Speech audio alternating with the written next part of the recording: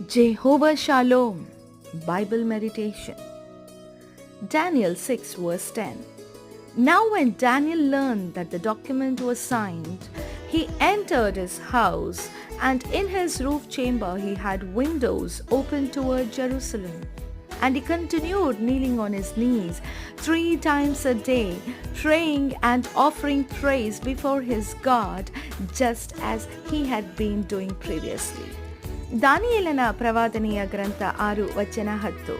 ಶಾಸನಕ್ಕೆ ರುಜುವಾದದ್ದು ದಾನಿಯೇಲನಿಗೆ ತಿಳಿದಾಗ ಅವನು ತನ್ನ ಮನೆಗೆ ಹೋಗಿ ಯೆರೂಸಲೇಮಿನ ಕಡೆಗೆ ಕದವಿಲ್ಲದ ಕಿಟಕಿಗಳುಳ್ಳ ತನ್ನ ಮಹಡಿಯ ಕೋಣೆಯಲ್ಲಿ ಯಥಾ ಪ್ರಕಾರ ದಿನಕ್ಕೆ 3 ವರ್ತಿ ಮೊಣಕಾಲೂರಿ ತನ್ನ ದೇವರಿಗೆ ಪ್ರಾರ್ಥನೆ ಮಾಡಿ ಸ್ತೋತ್ರ ಸಲ್ಲಿಸಿದನು. God bless you. ದೇವರು ನಿಮ್ಮನ್ನು ಆಶೀರ್ವದಿಸಲಿ. ಆಮೆನ್.